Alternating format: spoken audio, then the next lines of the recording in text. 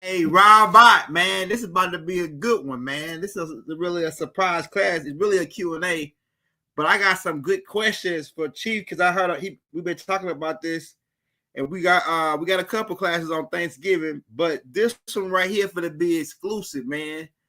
And I got some clips too that I can play, Chief, of different people giving a perspective on it.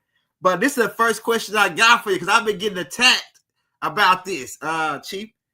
Okay, so people asking me why is everybody dark skinned? Like when you talk about the Thanksgiving and like the pilgrims, they wonder why is everybody. It's a couple white people. They wonder why is everybody dark skinned here? Like white folks really want to be the guys that did us in. They really want to be the guys that they really want to be the pilgrims and these guys that came over, the colonizers, they really want to be those guys. Could you break down why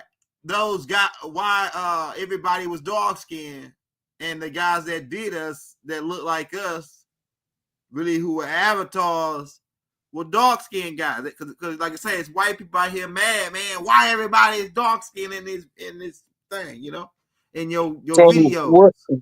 which video did you show? I showed the videos of the colonization videos, the native videos where they colonizing us and they dark skinned curly haired people. They Negropeans. They Okay, pretty much let's let's Negropeans. let's delve a little bit into this. The pale faced Europeans, they don't get here to the 1600s, Mm-hmm. right? Right. Who's the first ones over here? They Right. tell us it was a guy named Christopher Columbus. Am I correct? Right. When you do the background on Christopher Columbus, you find out that he was a Sephardic Jew, Spanish Moor, right? Go ahead. And he come from um wait a minute, make sure I get his name right. Cologne family. Colognes I heard that. is a melanated European group that was part of the ones being exiled from Europe as royalty. Mm-hmm. Okay, now when they got kicked out of Europe, they all first went to Almagrib. Now, Mm-hmm. the Inquisition was not a 5 or 10 year affair, No, that shit was fun. right? The Inquisition started around the 11 or 1200s. Mm-hmm. The Inquisition do not expel the Moors, the Black Europeans, the Negropeans, don't expel them from Europe. They don't finally break their stronghold and make them surrender until 1492. Right. Okay, now in 1492, what else happened? Columbus supposed to got here, right? Right. Okay, now when Columbus came, they went on a murder spree, That's right. and the people they was murdering was ruddy red, organic, original people from the land, Right. right? Okay, now that was on the island that became Hispaniola. Hispaniola now is a two-part island. It's Dominica, Haiti, That's right. I've been there before. right? Now, when the reason it's split is because the territory was split between conquistadors, the Los Dominicans, they give you your Dominican Republic, Okay, which is the Domingo family mm-hmm. of royal European exiles. The family was Domingo, right?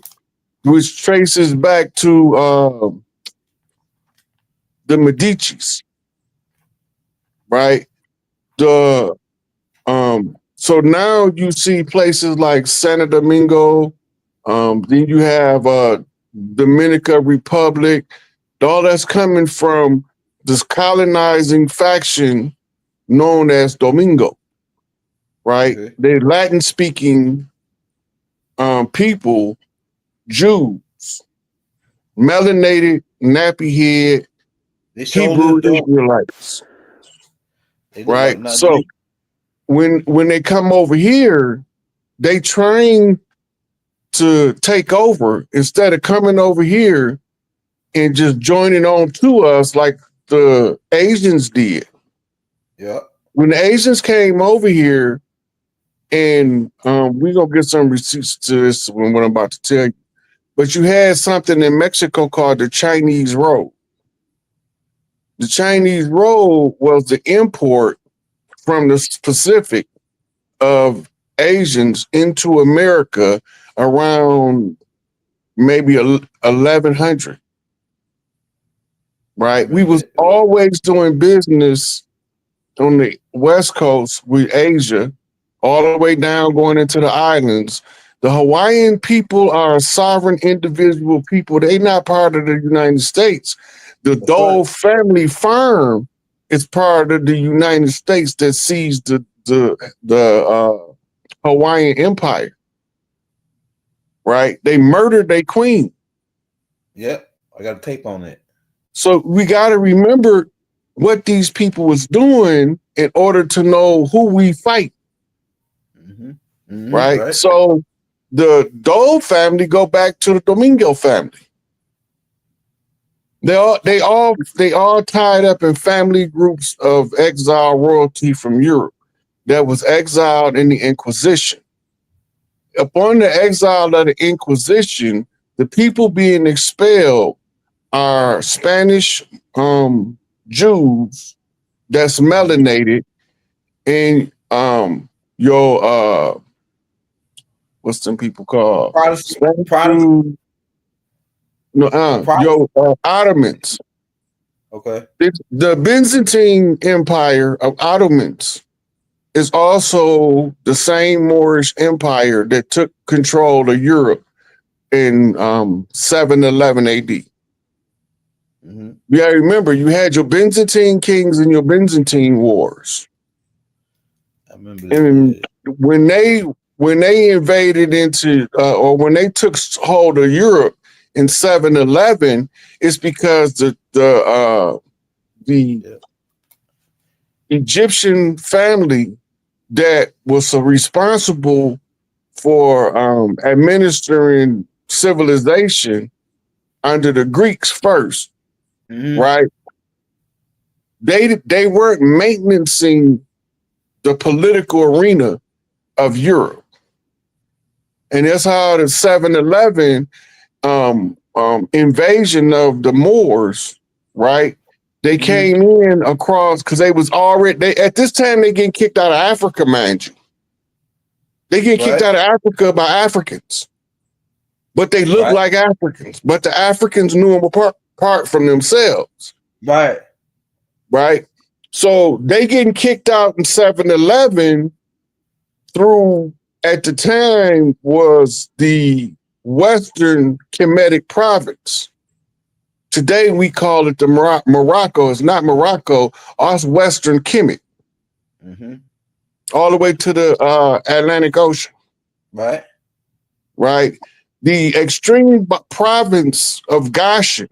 When you look up the word Goshen, it's going to say extreme province of Egypt. What that means is it's the metropolitan kingdoms that rose up that supported the root empire of Kemet. These included your Sudanese and Ethiopian empires. Right? You got to remember, we had a king of the north and a king of the south, which our pharaoh of the north, pharaoh of the south, which is actually the lady of the north and the lady of the south. Till they tricked us. But anyway, that being said, the trade route was the Nile for the tributaries from Somalia, Sudan, Ethiopia to contribute to the capital empire of Kemet. Going the other way back to Timbuktu, right? Going into the kingdoms of Ghana, Mali, Songhai, which was all the different kingdoms at different eras of different rulership families.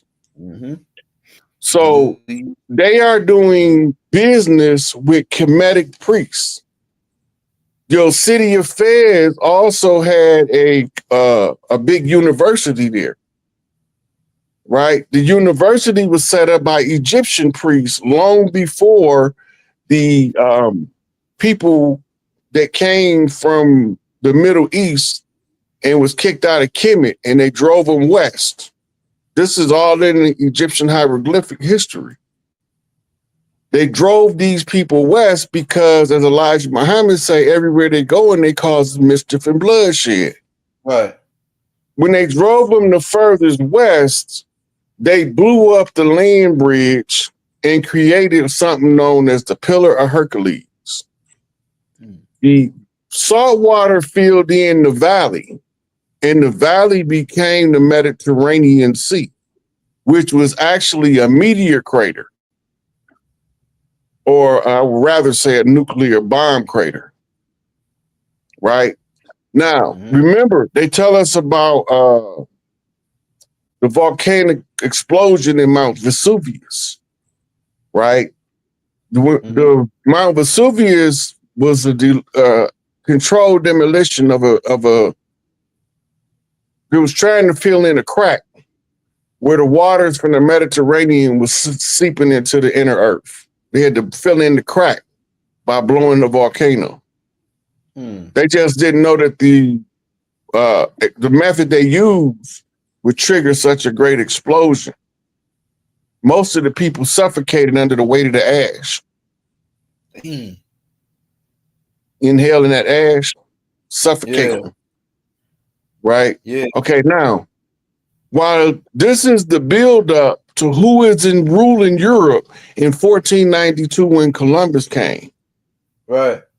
Columbus went to Isabella and Ferdinand. Who in the hell is Isabella and Ferdinand? That's the king and queen of Spain at the time. Right. Right? They got swept up in the Inquisition.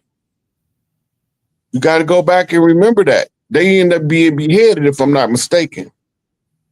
Also, that not contemporary with this, but a little few years offset is what we call the French Revolution. Right? Remember, the Huguenots are French-speaking Moorish Jews, dark skin, woolly hair. The Spanish is dark skin, woolly hair. That's right. Conquistadors. That's right. They was named conquistadors as the army of the Tudor family. Now, these are the ones who came first, the Tudors. Yeah, this is where you get your conquistador. It's the conquest of the Tudors. Conquistador means Tudor conquerors. They conquered in the name of the Tudor family, right? So now you got your Tudors is giving us conquistadors from Spain, and your Huguenots are coming out of France. When they're getting over here, they calling themselves Jews or Judeans or Jacobins. Right? And we didn't mind them coming over here as long as they worship under their own vine and fig tree. The problem is they was in cahoots to seize America and buy their way back into Europe through the Swiss connection. Yeah, right. You own them. Okay, now, when we see the Pilgrims in 1600s, those not pale-faced pilgrims. Right. Though the history books is telling us they pale-faced pilgrims. The pale-faced don't start coming in mass until around 1685. The Pilgrims came around 1611 to 1619. The first so-called African slaves is alleged to have been on that boat that came in 1619. Right? But they didn't come as slaves according to the manifest. They came as passengers. And then most of the people didn't live that came. Right? Which brings us to what was we doing around the day that they call Thanksgiving? What was we already doing? Right. Do you remember the story in Thanksgiving? Because we might need to get the people the story I got a clip. again. I got a clip that plays what they originally said. Where they Roll the the people corn. where they massacred the Pequot people. Yeah, that was Black Friday. I play that clip real quick. Yeah, that was Black Friday. Go ahead, Okay, so roll the they corn. massacred them the day after Thanksgiving. We'll Okay, I got you. roll Let the me corn. roll one real quick to see. Which one is this? Is it this one? If you want to talk about how Thanksgiving came about. I do want to talk about it. First of all, you got to remember, my dear brother, that history, his story. It's not our story. When they proclaimed Thanksgiving, it was in Mystic, Connecticut, a tribe of Indian people, the Pequots, that were thriving and surviving. But shortly after, we taught these white people how to farm and how to take care of the land and raise food. They got beside themselves. A few years after they started prospering, they decided that they were going to take their women and their children out to a big field and have a cookout celebration. No Indians brought deer. There was never a Thanksgiving dinner with them, according to what they say. Not true. The celebration of Thanksgiving was the men walked off from their families and went further north into Mystic, Connecticut, and he murdered these Pequot Indian children, elders, women, and men. Got them in the enclosure of their habitat. They had built forts, per se, but that was only for the protection of their people. And they trapped them in where they couldn't get out, and they set it on fire, and they burned them to death. Then they came back. They were so thankful that they had killed these Indians, but that was the first Thanksgiving, not what you read about in their books. It wasn't until when President Lincoln decided, instead of having it every other day when they were going to different tribes, killing them, that he decided to make it once a year, a day of Thanksgiving once a year. True. But let me tell you about President Lincoln. Because Indians to Dakota, and Dakota Indians wouldn't give up. These are the people from Minnesota, North Dakota, South Dakota, up in that area. They were fighting, and they captured in excess of 200 of them. And they wanted to hang them all. But Lincoln intervened, and he said, no, I don't want you to hang them all. Pick 38 of them. And that's how they came up with the Mankato 38. That was the largest mass hanging ever in this country. If you want to talk about how Thanksgiving came up. Hey, Roy, I got like two more because like other people got different perspectives than what he had. It's like similar but different. Let them roll one more time all together. Yeah, because that white part, that white man part, the white people he talking about is not the color of their skin. That was the status that they came with. Right, because in Europe, royalty was called the ones in the white ones. Yeah, they used to wear all of the white. Right, the white with the gold fringe on it. That's an old European royal custom. Right. That's why they used to refer to them as white, but it had nothing to do with skin color. Right. It was about right. And Booker T. They got to be called Up for Slavery and Up for Slavery. That book, bro. Yeah. Then in Europe, they still wear what they call the Moorish brooch. Okay. Right. Those brooches are handed out by the royal families, the Moors. Mm-hmm.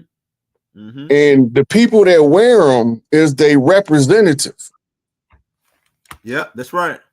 If they don't have a brooch on when they go to make certain transactions, they gonna get the business. But if they had a brooch on, they know that they representing one of those Amun hidden, unknown, secret families. And they use the pale face. And they try to find the most attractive of them, but they don't be doing a good job from my perspective. But the ones, that's how they got to be called Jews. They wasn't called Jews biblically. No. That's a 1500s European designation. The ones who wear the Jews, the brooch, that tell you which one of the bloodlines they represent. Right. Them was your Jews, your converts. They all joined. Dr. Clark talked about that. They all joined. They chose to be Jews because the jihadists and the crusaders were warring. So the Khazarians converted to Judaism because they was trying to stay out of the war between the jihadists and the crusaders. Yeah. Right? Now, at the same time this going on, you got Templars. The Templars discovered texts of Hermetic texts that's ancient. They told them the real story and how to tap into certain frequencies in order to download the real story. So now they know that the Vatican lying. Right. So what do? The Vatican send out a murder decree for all Templars. They end up killing. Right. So they end up killing. Yeah. So they end up killing the leader of the Templars. His name was I can't think of his name right now. But anyway, when they start doing that, the Templars go underground. Right? But at the same time that's going on, you got another group of people who's an offshoot of a hybrid line between the original ones and the ones that came. Right? They took sides with the Earthborn. Yeah. Right? When they took sides with the Earthborn, the church called them loyalists. Right? And set them as stewards, and they carry the last name Stewart because of it.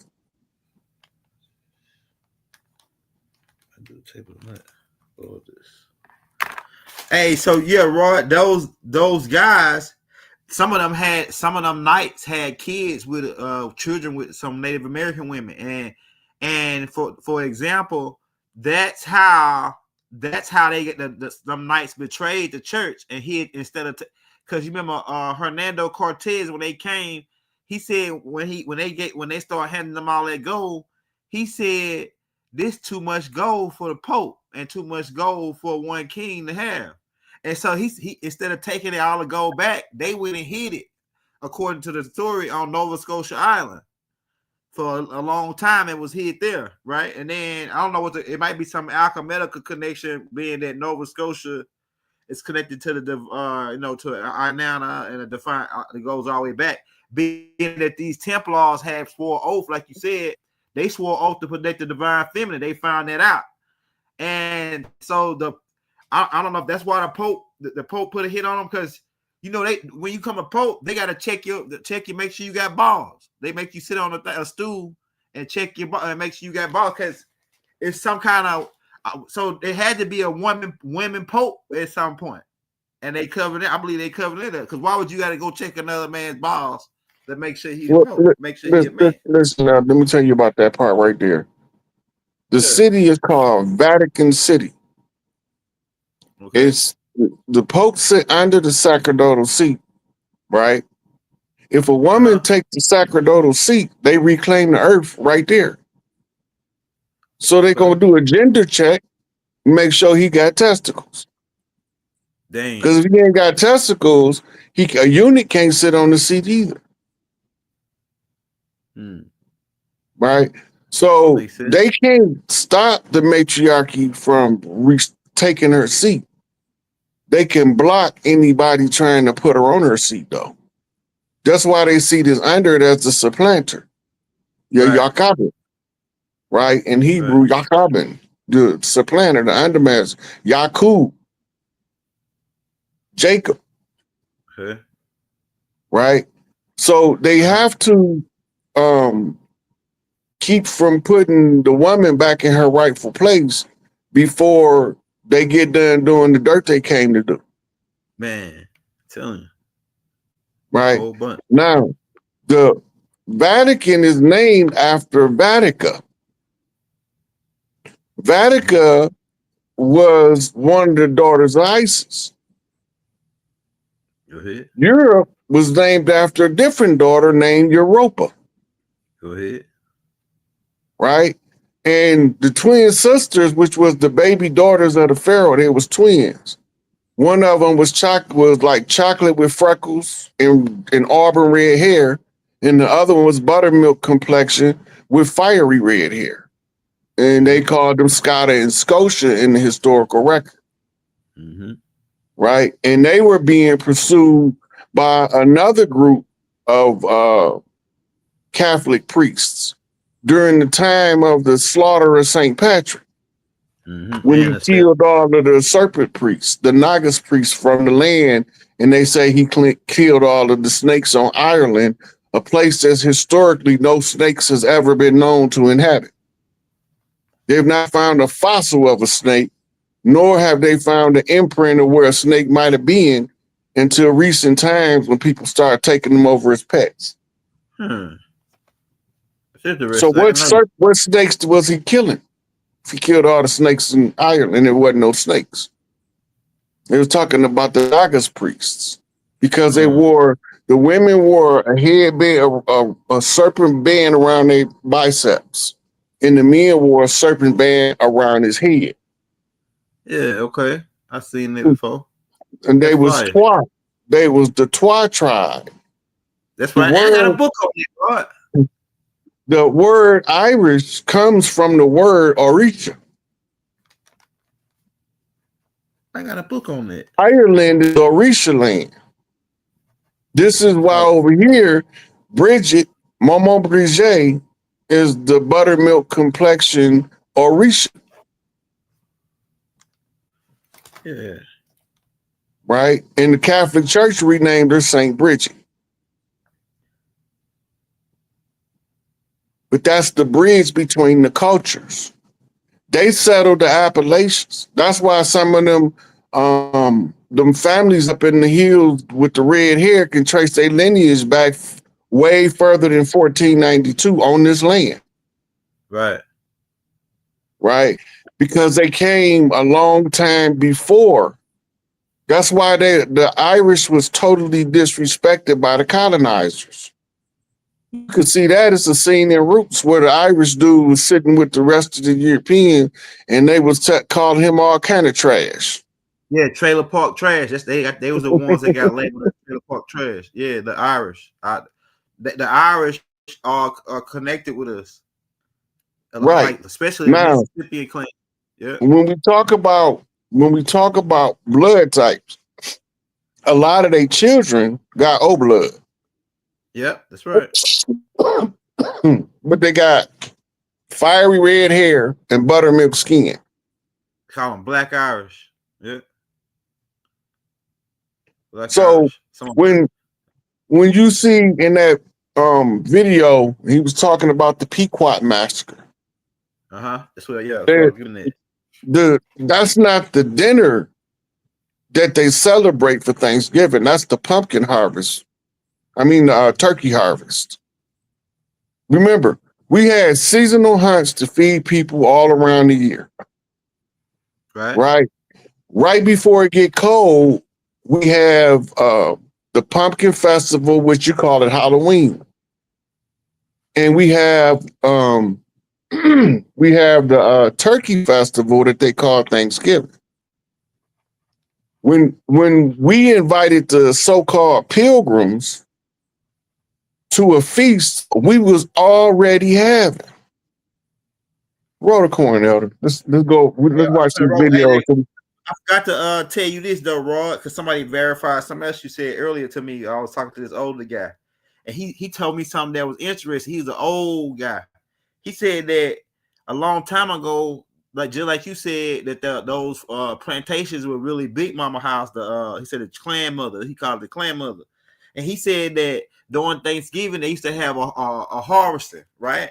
And he said that all the families would come and meet up at Big Mama house. Big Mama had the shotgun house, and she had the plantation set up. And he said that during around this time, when Big Mama do all the harvesting of the land, all the families would come in and meet at Big Mama house, and they would pass out the vegetables like to different families. Oh, you gonna get this amount of carrots. Even those families, whatever they grew on their farm, they brought too, and they changed it up. But mostly Big Mama distribute out all the families from that huge plantation farm all the food during this time, and then they left out. He said that's really what it was. It wasn't no it was that like it was a time where Big Mama gave out the harvest. That was a Thanksgiving. That was a Thanksgiving, but it turned in over years. It went into most stuff. But that's I'm the gonna go more into detail after we watch these next two clips. Okay. Let's go ahead and do it. Let me play them clips. Roll the corn. All right, here we go. Black people should never suffer. Because if you paid attention in school, it wasn't peaches and creams with the white man and the Indians. He tricked them. The Indians showed him how to grow food, how to eat, and the whole feast of Thanksgiving was them celebrating this massacre that they had done. So that's why we celebrate Thanksgiving home, because they killed off a bunch of Indians. Not only did they kill them off, they gave them blankets intentionally with diseases on them. Chicken pox, mumps. Yeah, homie, that's why we have to have immunization shots because of what they did to the Indians. Yeah. Should black people, like, how Patti LaBelle did, should we, she made a bag off of Thanksgiving selling them patty pies. Should we look into just make money off this holiday? Well, this is a capitalist country. Like the old say, nigga, every day you got to wake up and have something to sell in America. Nigga, everybody got something to sell to you. Only white people's stores are closed on Thanksgiving. You can still go to the Arab stores. You can still go to the Chinaman stores. Nobody else is shutting down, nigga, on the white boy holiday but the black boy and the white boy. So we follow white customs and white tradition. So I'm saying celebrating Thanksgiving. Go back to having you a once a month soul food Sunday. And you won't have to wait till once a year for you and your family to play like y'all really like each other and y'all ignore each other the whole year. Don't talk to each other. Y'all don't do nothing with each other. And hey, what's going on, kinfolk? Hey, y'all. Yeah, man. Yeah. Hey, Charles White said some heavy stuff. Hold on, let's go to the Why, next. you are as civilized as we, except we wear shoes and have last names. Here's the truth about Thanksgiving. The version you learned in school never actually happened. In 1621, the English settlers at Plymouth weren't celebrating anything. They were starving, sick, and facing the collapse of their colony. More than half of them had already died. The Wampanoag people, the original caretakers of that land, saw strangers struggling. And instead of letting them die, they shared food, taught farming techniques, and showed the newcomers how to survive the winter. That moment of generosity is the part people remember. But what followed is the part they never teach. The Wampanoag were repaid with broken treaties, stolen land, forced conversions, kidnappings, and waves of disease that devastated their communities. There wasn't a yearly feast. There wasn't a tradition of shared tables. There was a brief moment of peace, followed by decades of violence. But Native people aren't asking anyone to give up their holiday. They're asking people to understand the truth, to acknowledge the Wampanoag Nation, to remember the real history, and to recognize that gratitude, harvest, and community are indigenous values. Giving didn't start with pilgrims. It started with indigenous generosity. Honoring the truth honors the people who lived it. That kind of time. What did you say, Rod? That was pretty accurate right there, Elder. Because that time too, I'll tell you about the old man told me about meeting up at Big Mama house, and they used to give all the vegetables out during that one time. So this how you know the difference that we was under matriarchal custom, because the patriarchs wanted to kill them. Yeah. They didn't want to feed them. They didn't want to coddle them. They just said, let's just kill them. Right. Big Mama vetoed it. Right? When Big Mama vetoed it, then look who's carrying all of the food stuff to the tribe. I mean, to the colonizers. Right. Right? And mostly the women. Because they the ones who is in charge of who get fed what and how much. The women in the kitchen that's working in the kitchen at Big Mama house, they are experts in how much food can carry a family of this many over the winter months when we got to go hunt big game now. Right. The hunting season is in effect because the calving season is up and we don't have to work the farms. Now we can go harvest the land for the big game animals. Yeah. Right. So when the big game animals come in, we used to distribute them on the winter solstice. This is where you get your Christmas dinner from that we was doing long before colonizer came. It was the winter solstice because it was the conclusion of several different big game hunts. Right. So we had to feed the people in the city from the farm. Everybody didn't want to live on the farm. And everybody didn't want to live in the city. Right. So the ones in the city took care of our advancements in technology and different stuff like that, were the ones that wanted to remain roaming the land. They the ones fed the ones in the city. They was responsible for upkeep of the land, management of the land and the resources, right? Big Mama was the one who said, okay, what do they need over there? She called it the mayor, the town mother. Yeah, mayor. And the town mother say, well, we doing this, and this, and so we gonna need this. So she's sending what they need. We didn't ever have to go to those grocery stores. Grocery stores not new. I mean, not, were they relatively new? We had no grocery stores. We had no bag of chips. We had no bottles of soda. We gotta remember that. When we look in at history, we gotta take ourselves out of the modern lens to look at it from the lens of the times. Most of the stuff that we have around us with no radio or TV, internet, right? So all this stuff is ancient technology. The Tartarian civilization. Before they came, it might have been. Well, this is all the technology you see now is ancient. None of this ain't nothing new under the sun. The thing is when we had that nuclear winter, we called it the last ice age. Yeah. And we went into a decline in population to a bare minimum. Yeah. So it was more about survival and rediscovering of the self as we expanded the population to repopulate the earth. That's right. Right? The same people that was here in the beginning. And we the same ones that are telling the story at the end. Because we was at the start of the story, we lived through the story, we came out the story, now we in the glossary showing you where all the highlights at. Right? So hey, Rod, so do you think go ahead and finish it. Go ahead. I was gonna ask you, like these people, these dark skinned guys, when they came, they must have had some knowledge of biological warfare. To me, you know what I'm saying? To where they brought stuff that took us out, but it didn't take them out. Well, they was already immune to it, and so they gave us smallpox and all this, start wiping it. Like that was go ahead. They already knew. Devastating blow, man. Yeah, but see, you gotta remember, they are pharmacists too. They make their own medicine just like they make their own disease.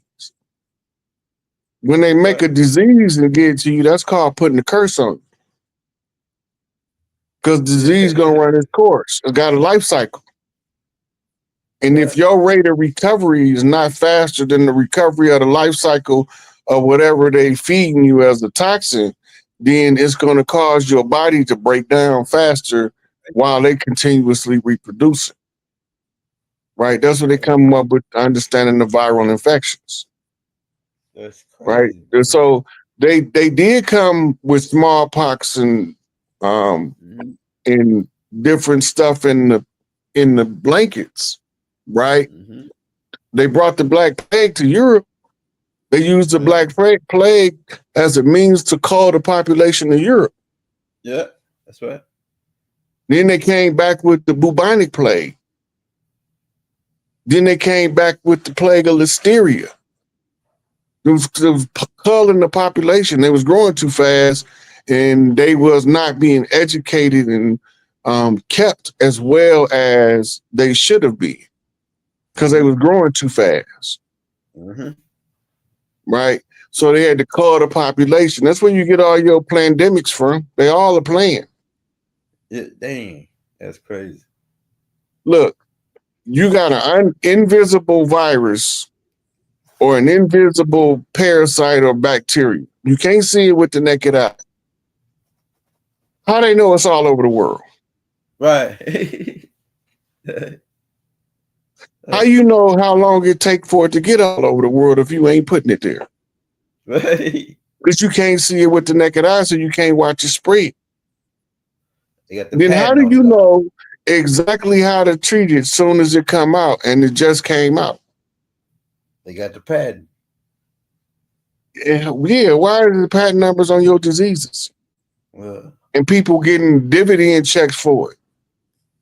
That's crazy. Right? So it's not new. They talk about it in Egypt, but they call it pestilence. And famine. When they do certain, they call it plagues and pestilence, but all it is biochemical warfare. Right. They talk about it in the Sumerian tablets. Right? You got several different types of death wind. One of them just brings sickness to the land. Right? And the other one can desolate the land. Radiation. So they got either biochemical weapon or they use a radiation weapon. And by what we know from how, like they think we've had war. We ain't had no war. We had we skirmishes. That ain't no war. Because if you could remember when we was fighting in them Vermonters wars, you would understand what war looked like.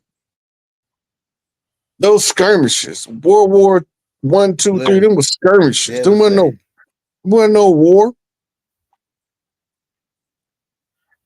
Right? So right now, all we doing is posturing for war. Those are just skirmishes. And then most of them is done for culling the population anyway. They send your children to war to die in wars so they can cull the populations to manage the growth of the people. If they start growing up too fast in one area, you take that people to war. Right? You get their numbers to a manageable level and you lift the poverty from them, they'll stop growing so fast. That's because they'll be enjoying the luxury of life now. They ain't the earthborn thinking though, right? That's a reptilian. That's an off-world. That ain't no way we think. They're earthborn. No, this is just what they doing. Yeah. This is what they doing. They're not from here.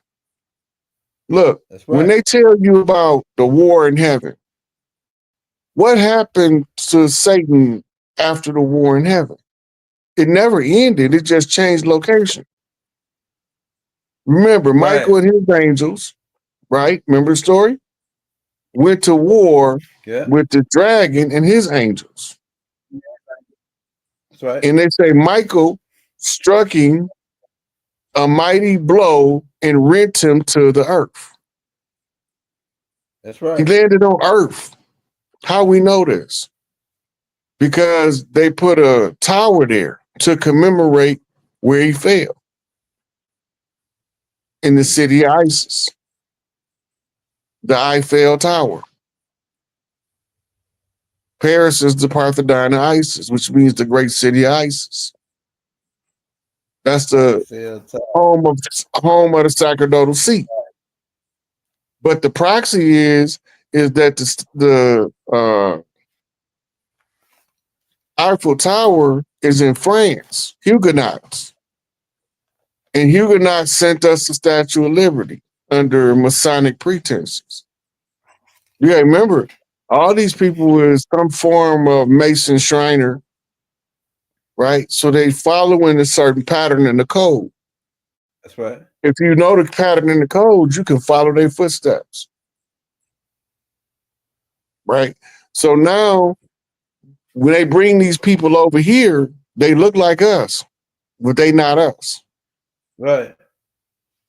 Then they marrying into our families in order to shift the ownership of the property from matriarchs, our custom, to the patriarchs, they customs. Yeah. Under the matriarchy, you can't sell the land. Nobody can buy it. Under the patriarchy, it's all for sale. That's crazy. Hey, This is a different cultural phenomenon. Now, my next question for you, man. This is a heavy duty one, man. And this some people they don't know this. You know, my granddad, he ain't know this. I ain't know it at the time. Okay, so the guy who put the play on us initially with the Pilgrim, the Plymouth Rock guys, is King James, the guy that put the Bible together. We talked about this before, but a lot of brothers in the class, and the not a Nubian brothers who are preaching.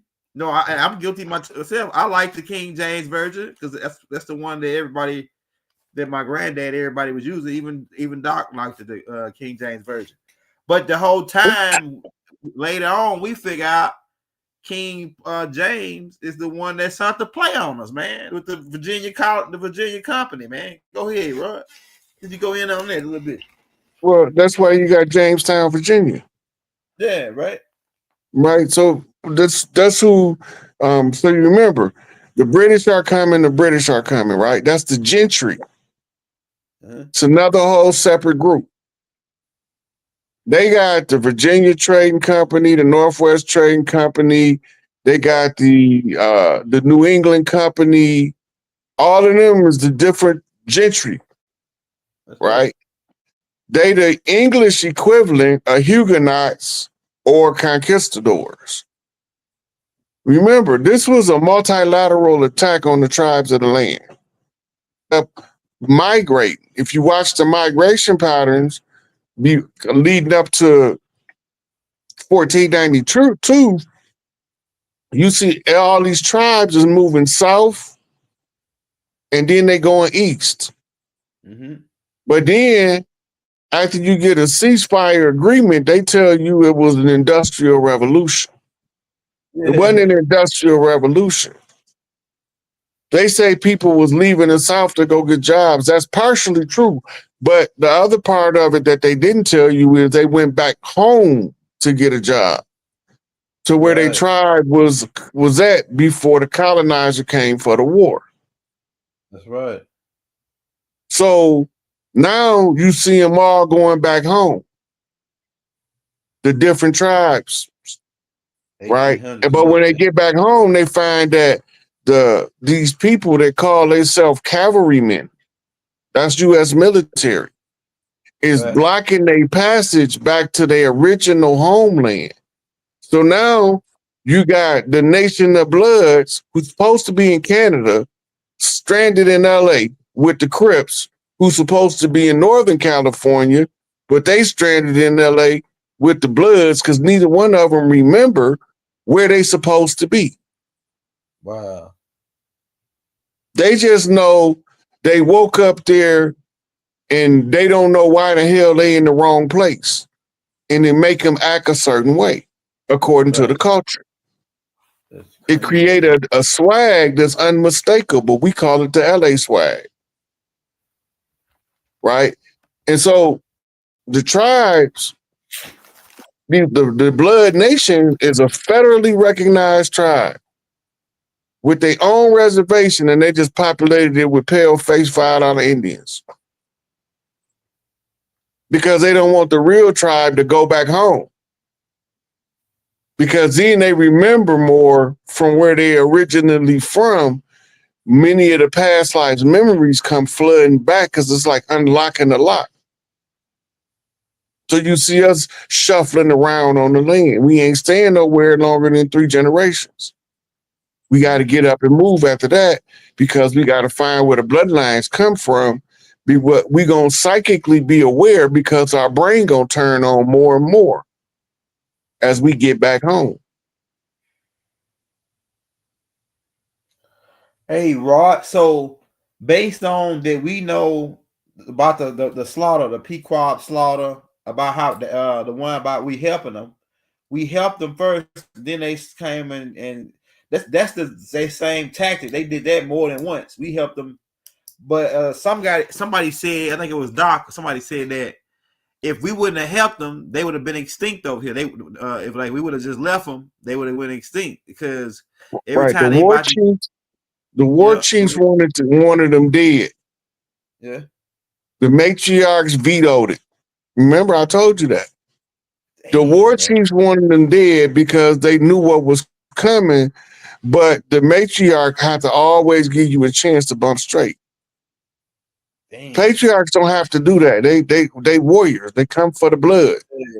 That's it, right? Yeah. Right, but they still, you gotta have some kind of governmental balance.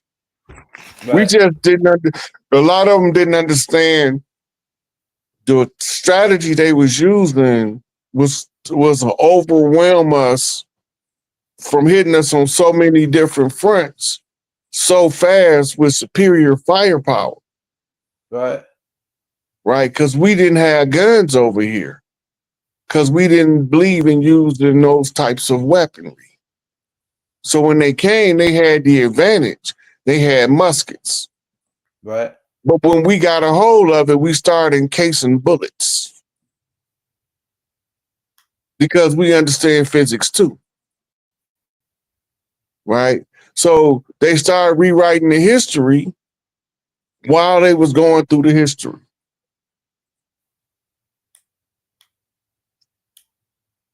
Let me roll some more clips, man. I got some more hot shit, man. Why, you are as civilized as we, except... Here's the truth about Thanksgiving. Let me talk about misgiving for a minute, all right?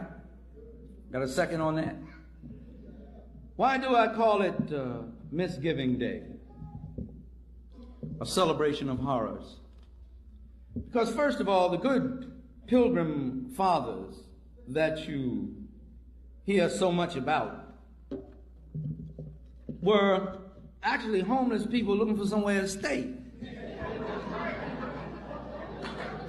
Not that there's anything evil about that, because there's a lot of good people out there that's homeless today. But these suckers have been thrown out of Europe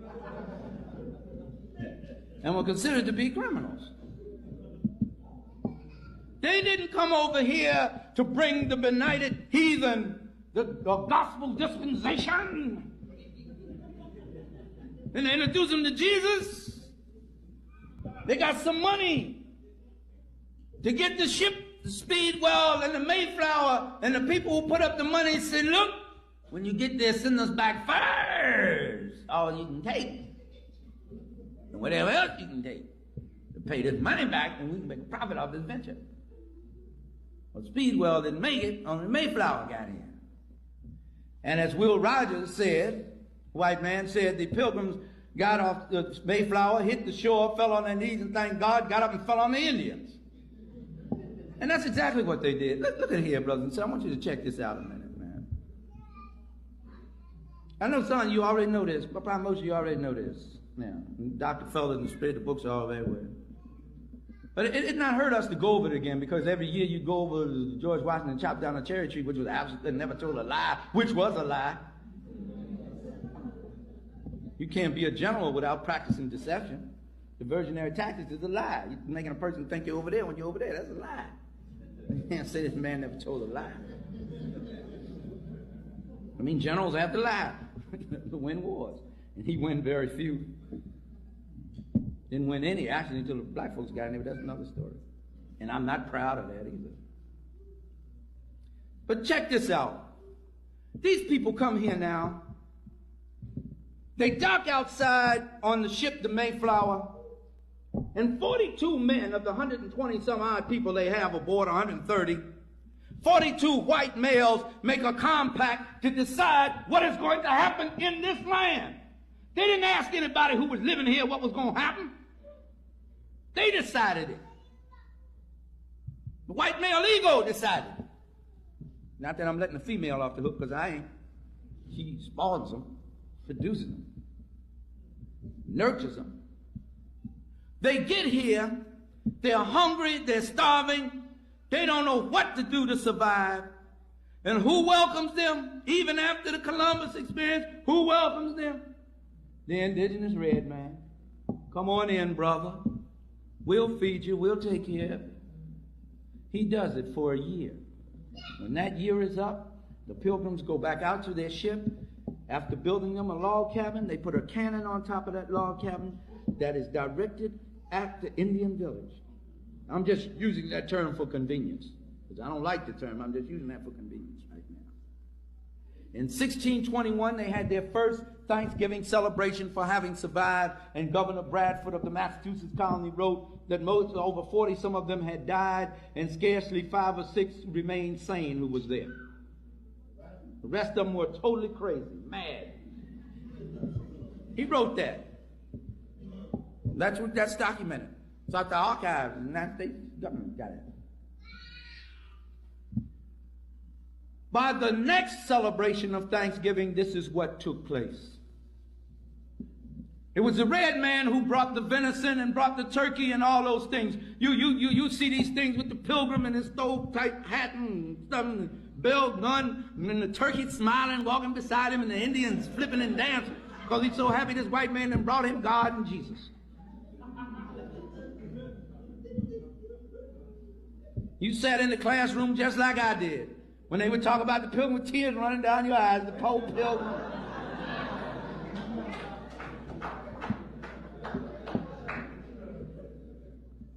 I'm quoting in that prolific historian and writer, Professor Joel A. Rogers here. And he says that the early American whites were cruel. Connecticut whites massacred the Pequot Indians. Infants were torn from their mother's breast and hacked to pieces. The heads of the parents were chopped off and kicked about in the streets. Maybe where the Thanksgiving Thursday football game comes from. Governor Bradford wrote, "It was a fearful sight to see them frying in the fire, and streams of blood quenching the same. And terrible was the stench and the stink thereof. But the victory seemed a sweet sacrifice, and they, the whites, gave praise thereof to God." I don't think I need to say any more about Misgiving Day now. That was enough for me. They were some of the lowest, most degenerate people. They sent over here to these colonies were mostly criminals. They emptied out Newgate Prison, Oxford Gaol, and a whole bunch of others there. The daughters of the American Revolution were whores, prostitutes, and harlots sent over here. That's what they spawned America with. And you wonder why the American government, even today, in 1991, can't do right? They have a criminal element in them. Why they can't keep crime cooled out? Because they are criminals. They're probably more tolerant of crime than any other nation in the world. Because in their subconscious, they know what their history goes back to. Billy the Kid and all those criminals, Jesse James were their heroes. All criminals. Ponce de Leon and Pizarro, hero, criminals, committing genocides against people. So that's enough about me. Yeah. Oh yeah, that brother there went off, bro. That brother there was saying so hit. But I don't think about That's it. Yeah. That's Barry Shango. His name Barry Shango. Look, he got a book called The African Woman, the Original Guardian Angel. Yeah, that's when I read that, I got everything I could get my hands on buying. I had cassette tapes of him, lectures. He went over the whole thing pretty much because we was all every year, right? Yeah. We have resources that be allocated to certain people by the number of people they got to feed. That's what the other dude In the told me. wintertime is the harshest time of the year, so you have to give out more food than you would in the summertime. Mhm. Right? Because people sitting there idle, you know what I'm saying? If they start losing weight, they suffer hypothermia. So you want to keep weight on them. So you used to cook in a cauldron. At Big Mama house, they cooked in cauldrons. They had rows of cauldrons because there'd be so many people coming through.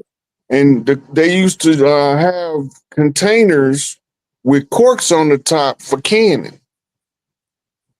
Then they put food stuff in those containers. The people in the north can take those containers and leave them outside all winter long. Right? Because they designed for the cold climate anyway, for storing food. The people in the more southern regions, they used to put them in the river. They stayed cold by keeping them in the river. Right? And That's fire. we had a whole, everything was tied to the land. Right? Even our technology, it was harmonious to the land. From the ringing of the bells. Shout out to LL. Rock your bells. Bells make your energy escalate. Sort of musical fury LL might detonate. Subject matter entitled The Bells. No classical finale is parallel. Right? The bells. That's what we're talking about.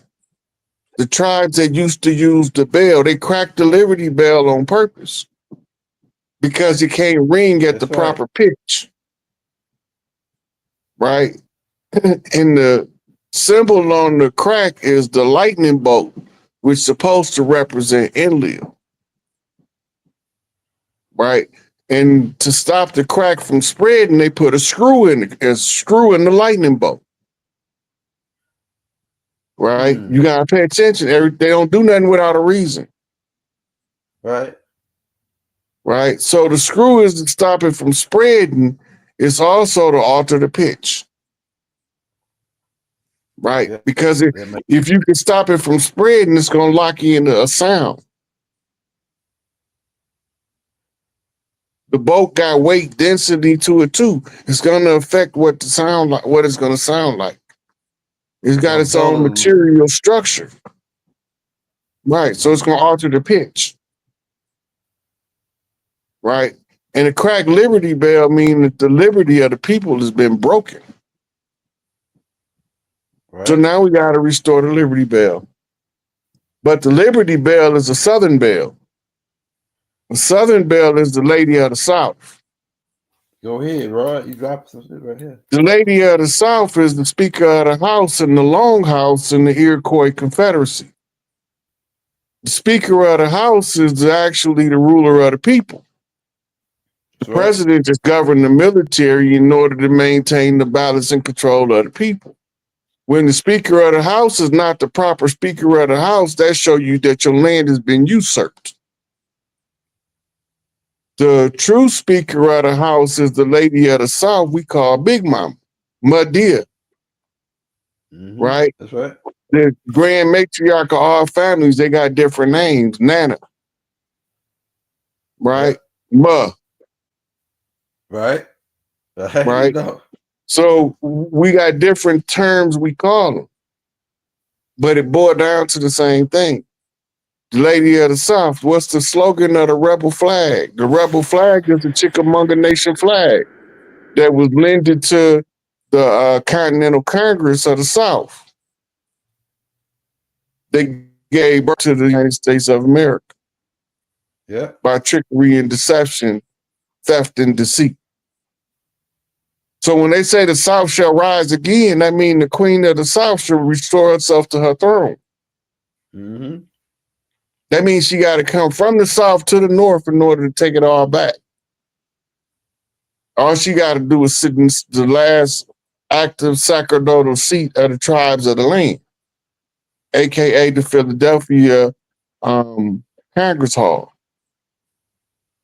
Congress is the meeting of the mayors. The mayors is the matriarchs. Right. They all come in to vex their grievance and complaint to Big Mama. But when the elders put the curse on the lives, they can't do business out of there no more, lest they suffer calamity in every venture. So now they got to move to DC.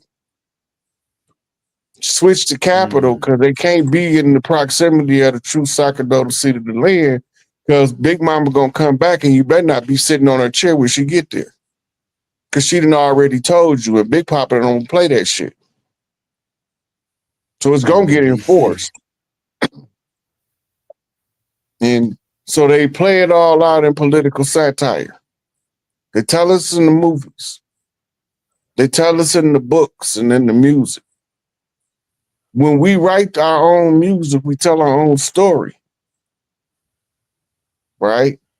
When we understand what one of the elders is telling us through the music, through the art, through the entertainment, we able to talk in their face behind their back like they doing us with their FBI, CIA code and press.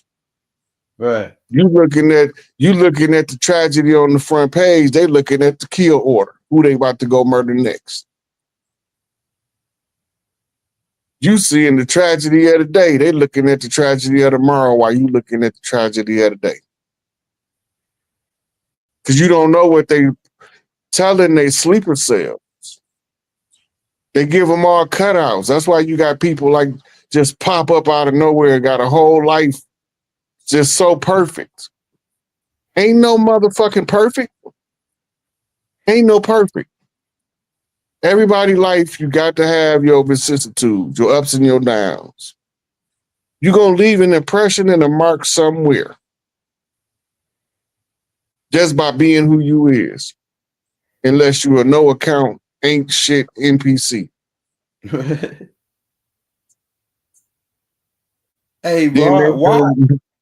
I thought you finished. Go ahead. Go ahead with the question, Elder.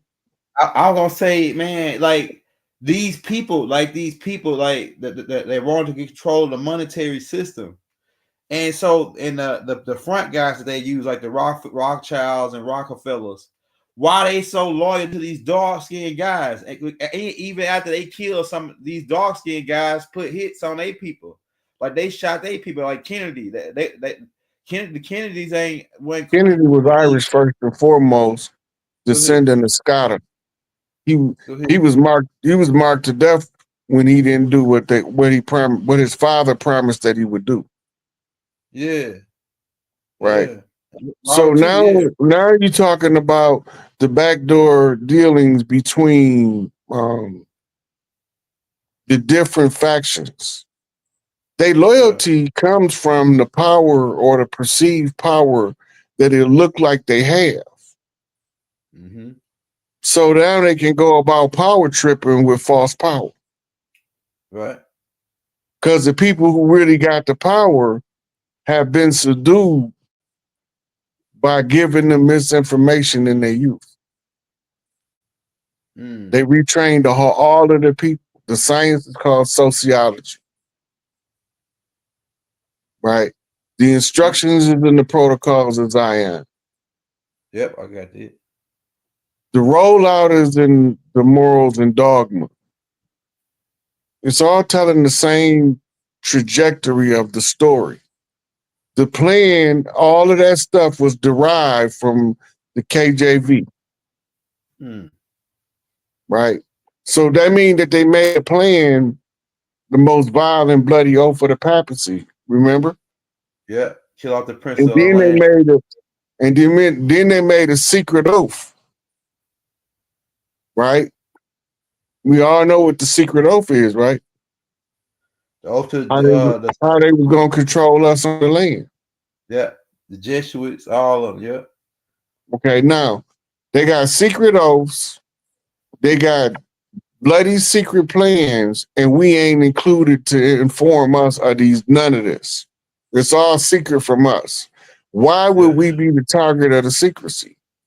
We the ones that they don't want to know the secret.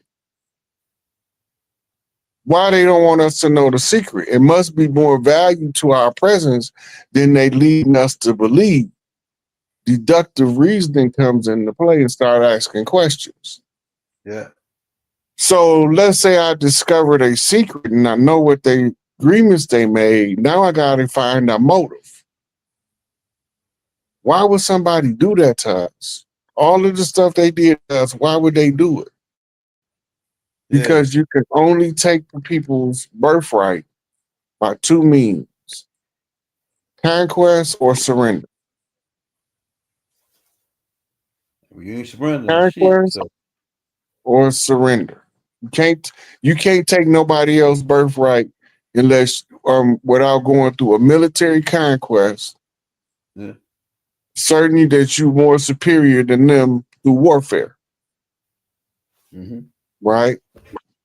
That's domination. Or they don't want the birthrights because it comes with responsibility they don't want. So they can surrender the birthright. Now, without nobody telling us any of that, the popes made the papal decrees that nobody can tell us about our birthright. We're going to keep their birthright from them, and we're going to be the executor of the state. Yeah. Same. Yeah. It's an orchestrated plan that plays out like of somebody telling the fairy tale story. Mm-hmm. When you look back at it in retrospect. From your Adolf Hitler Jewish ass, the one they showing us being the Hollywood real actor. Look-alike. Yeah. Like, yeah, that he wasn't even a look-alike. He was just a real actor. An actor they used to tell the news. They used to make what they call newsreels. And they were put on, that's where your first movies were. Basically newsreels. And they hired this dude. He was a vaudeville actor. That's why he wear the mustache. That's how you're supposed to know it's a parody. Yeah. Because the vaudeville mustache means it's a parody. He not the real person. Mm-hmm. Right? So if it's a parody and he not the real person, why would they keep that information from us? They don't want us to know what the real person look like. Why would they want to keep his appearance secret from us? Right? Yeah. So so we know that the greatest orators, Adolf is in the top. He in the top 5 greatest orators ever. But when you listen to the translation with the same emotion added to the AI translation of it, it's uncanny. You gotta like, this is a brother right here. This is a nigga. Cause he be talking the same stuff. He sounded like Malcolm X talking in German. Yeah, it's all do. When you think about it, some of his speeches, when you translate them, it got like a fit that same feeling. Hey, this is my next question for you, Mark.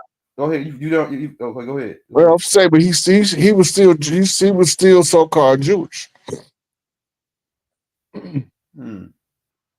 He's related to the Rothschilds, I think. There was one that was funding them. Yeah, he was taught how to act by a guy named Rubles. Rubles was a Jew. He was financed by another Jew. Right. So if he's financed by Jews, taught how to play his part by Jews, and his mama had a baby by a Jew, then what'd that make him? Right. The story not matching. Here's the question. Why would all the Jews in the world allow 6 million Jews to be put to death? Why would they do that? Because they had to let it happen. Well, why would they let it happen? They own people. So they can gain sympathy from the UN to get that they steal somebody else's land.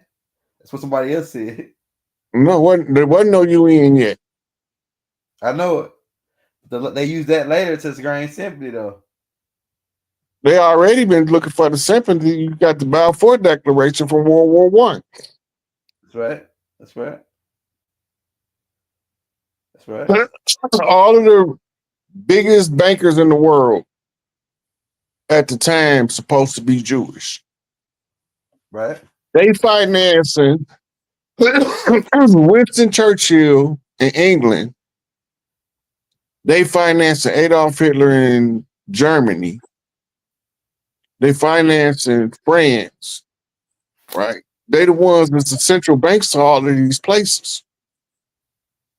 Adolf Hitler's complaint was that the central bank was breaking or bankrupting the people in the community. That's right. We've been taken advantage of because the power of the central bank has been so played down and normalized that we would never know that they was the main source of our problems. So when you follow the money trail back, start at the Federal Reserve, right? Who owned the Federal Reserve? Some The people private bankers in London. Right. Well, nobody over here owns the bank, the Federal Reserve. So if nobody over here owns the Federal Reserve, why are they here? And if we have a U.S. Treasury, why do we need a Federal Reserve? Right. And why is it a signature from the Secretary of the Treasury and the Secretary of the Federal Reserve on the dollar? Exactly. That's true. What is these people telling us?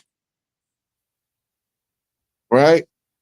So the Federal Reserve is the people who's printing the money. The FRNs, Federal Reserve notes, are being printed by the Federal Reserve.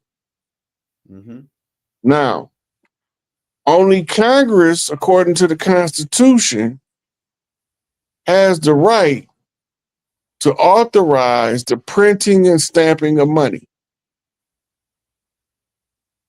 So if the Federal Reserve is a foreign corporation and Congress is allowing a foreign corporation to do our banking, right? Then that means we got sold out right there. At that point, we sold out right now. Off the top. As soon as that takes place, we sold out. So this is why they declared the people of the land as the enemy. They have to declare war on us in order to assert the claim for conquest. Now, there got to be a condition by which you can determine if the conquest is successful or unsuccessful, whether the surrender has in fact happened or didn't happen. It got to be a way to know that, right? How you gonna know if they won by conquest? It's military strategy. The one who can strategize the maneuvers with the least amount of bloodshed is victorious in the end. Their hands have got too much blood on them for them to win. And the blood on our hand that they manipulated us into collecting for them is really on their hand. Right? So the Federal Reserve has the IRS as what we call a tax collection, or not a debt collection agency. The IRS is also not part of the country, not part of the government of the people. Had nothing to do with us. right? But if they get you to fill out a paper that you're willing to participate in a corporate fraud, then they'll let you pay them taxes. Notice I said let you pay them taxes. Voluntary compliance is what they call it. Yep. They're going to let you pay them taxes so that you can look like an upstanding member of a corporation called the Federal Reserve. Doing business as a DBA as the United States Inc. Right? The United States Inc. is a fictitious corporation layover that's pretending to be our government while our government is fast asleep. We know this because when we look at the follow the money, right? The more we pay in taxes, the more economic aid relief they give to the rest of the world, and they're not doing nothing about none of our problems here. Right. You can't solve the problems at home if you ain't if you're trying to destroy the home. You got to leave as many problems unsolved as you can in order to ensure the destruction of home.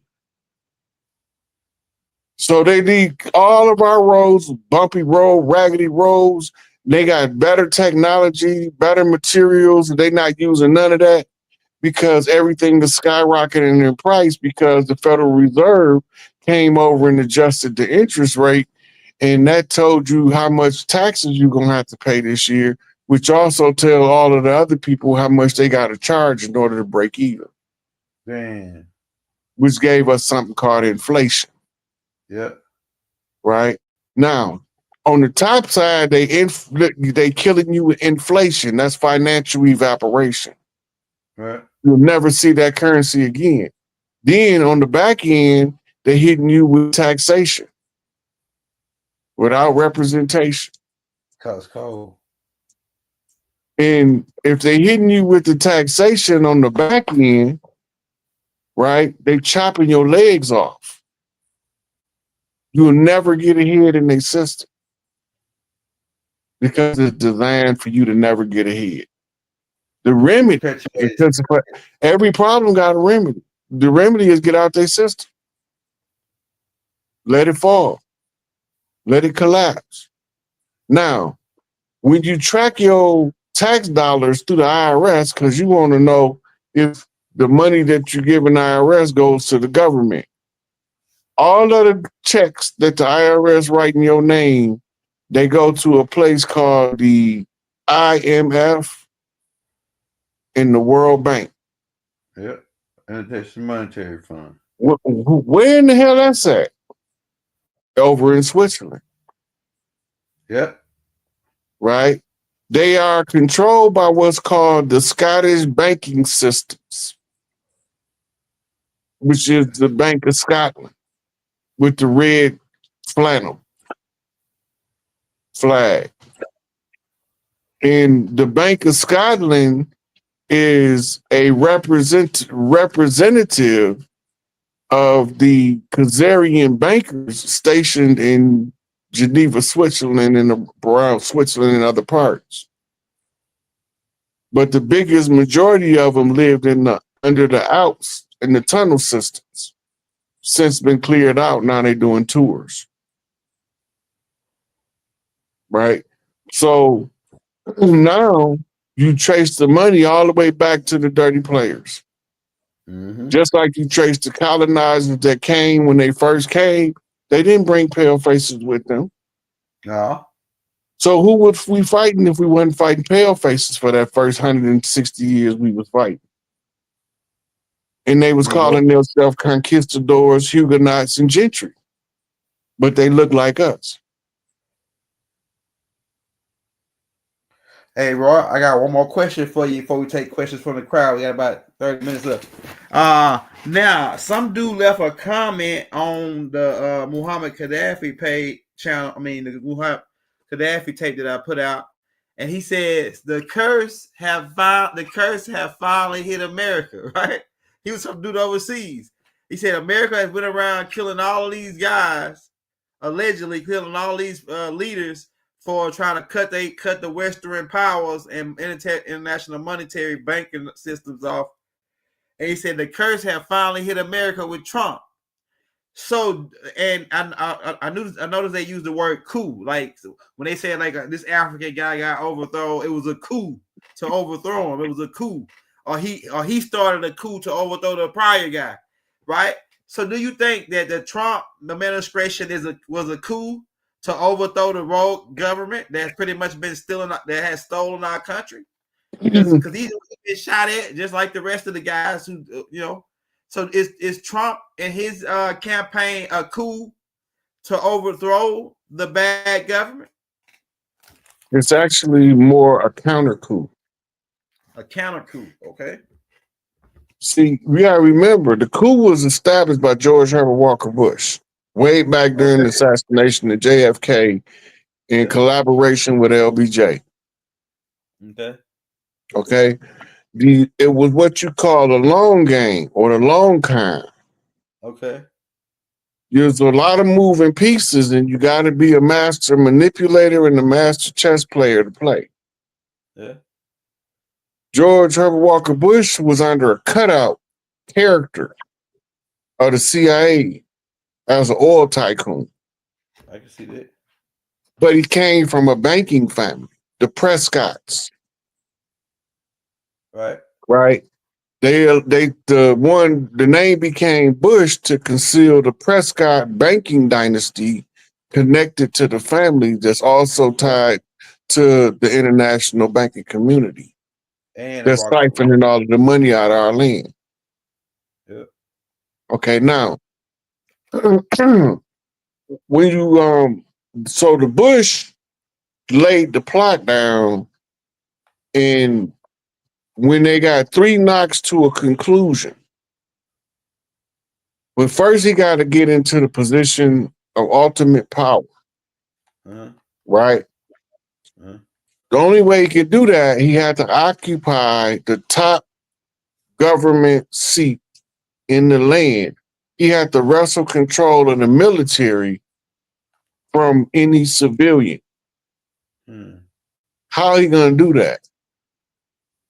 When he was selected for VP, he wasn't the choice that Ronald Reagan originally wanted.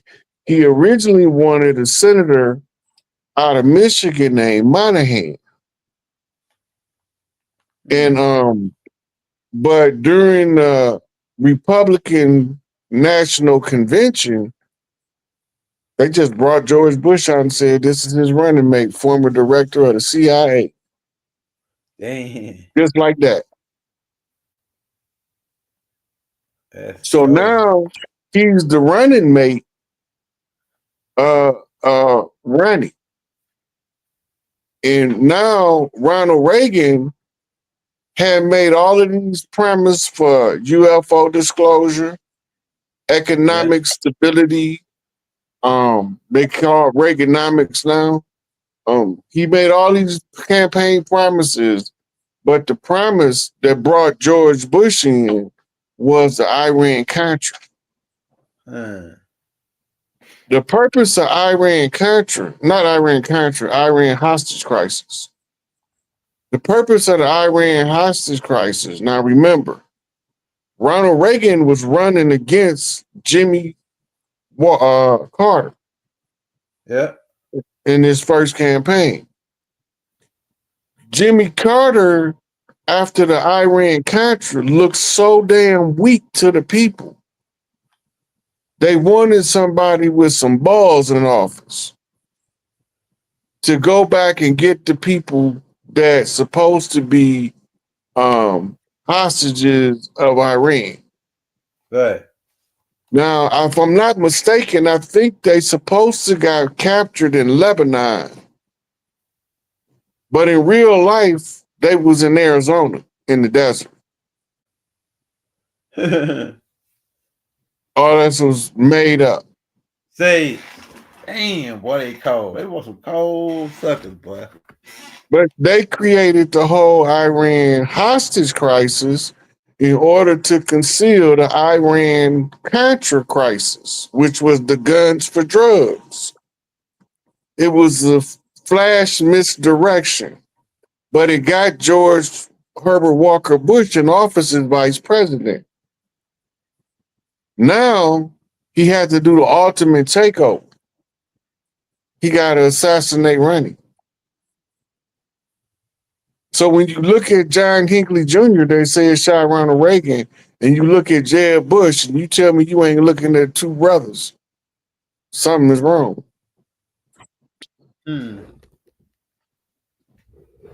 That's crazy. Because they don't use outsiders to do family business, first off, of that magnitude. Right? So John Hinckley Jr. is the CIA asset. And they was able to use the insanity defense to give him a chance to get out of prison. Because when you kill the president, it's supposed to be a certain, when you shoot at the president and try to kill him, or if you kill him, it's supposed to be automatic death, public hanging or public beheading. You're not supposed to be tried by a civilian court. You're supposed to be tried by JAG. The president is the highest ranking military official. If you kill or attempt to kill the highest ranking military official, you're not an enemy of the state. You're an enemy of the military. And the military can seize your ass and put you in JAG court, which goes back to the coup, the counter coup. So George Bush set in place a series of presidential runs that was supposed to secure all of the land for him to be King George. The Senate bill he passed that made him king was talked about in Behold a Pale Horse by William Cooper. Right? Now, as he go into this thing, the first knock and the three knocks to a finish was the first World Trade Center bomb where the dude was doing salat while they was making the bomb. Yeah. And then they blew a big old hole in the basement. Right? Second knock was the Oklahoma City bombing. Right? Right. And then the third knock was where? Back to 9/11.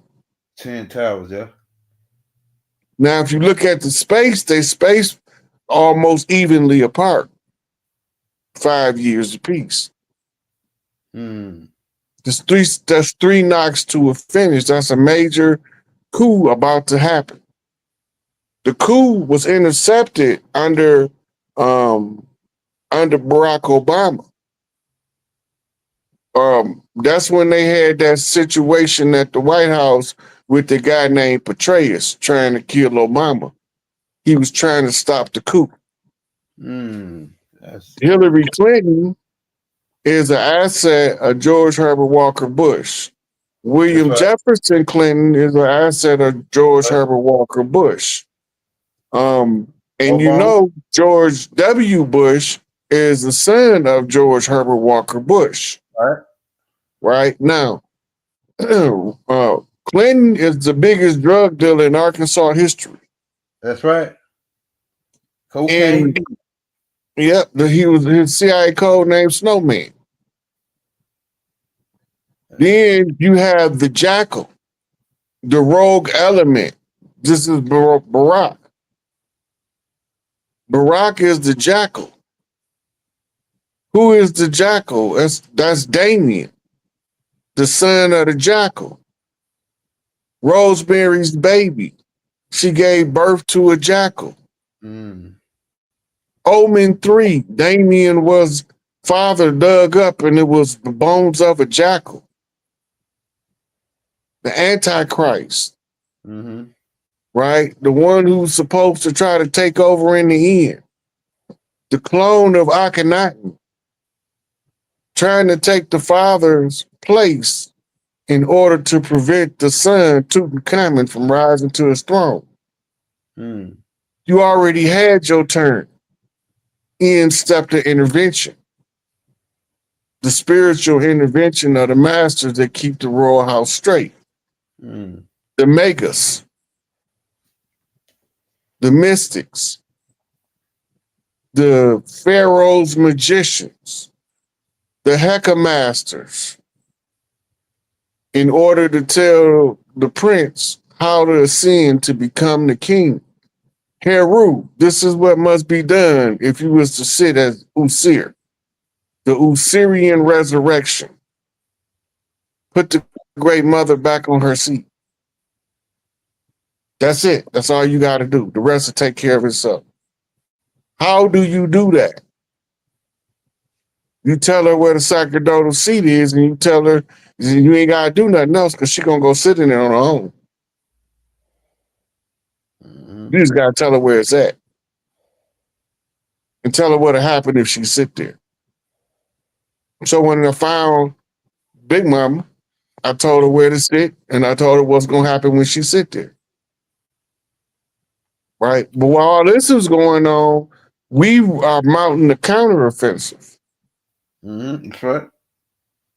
And our counteroffensive has to be something that all tribes have in common, no matter which part of the land they're from. And that one thing is the oral tradition. That's it.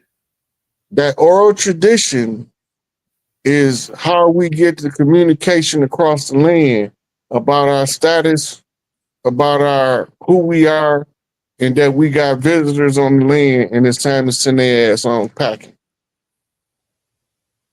So once we all get the message out, we all woke up with 50 enemies plotting my death. All 50 seeing visions of me shot in the chest.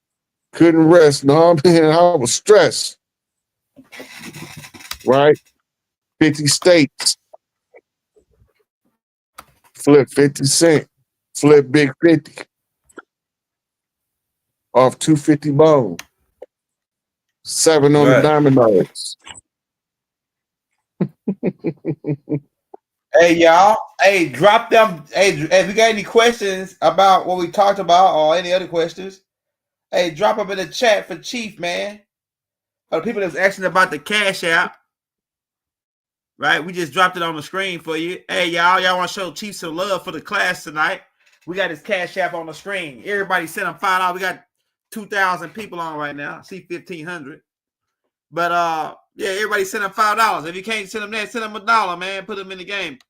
If you a baller and you a big timer, man, you getting it like that, man, send them 100. Send them a C note, man. We call them C notes, man. Send them a big face, big blue face, man. Hey, drop them questions in the chat, y'all.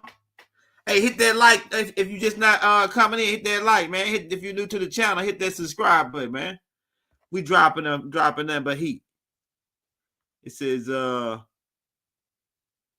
we heard about the giant structure under the Giza. Yeah, they just found it. I heard them about them digging that up. Look, they just telling us they found that. They've been moved there the whole time because it's in the hieroglyphics. They got the hieroglyphic with the same form in the hieroglyphic as situated beneath the pyramid. Yeah. They call them the Jed pillars. They've been knew it was there. The thing this is the close of the age.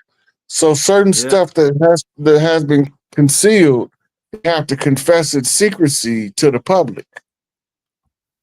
Right? This is a part of the awakening because all of the concealed information is supposed to add to whatever's in the individual's subconscious mind to aid his awakening. Mm-hmm. You heard about the assassination attempt on Candace Owens? I heard about that. You heard about that, right, Rod?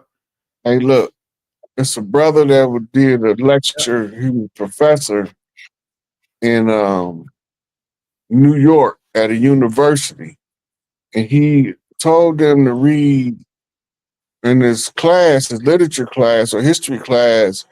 He was using the book printed by the nation called Secret Relations Between Blacks and Jews. Mm-hmm. Man, he was getting the business just like Candace Owens. It was just as bad for him. I think he's still living, but he might not be, but I think he's still living. And I think he's still teaching. But he went to war with him. And he got books out about it. What's that brother name?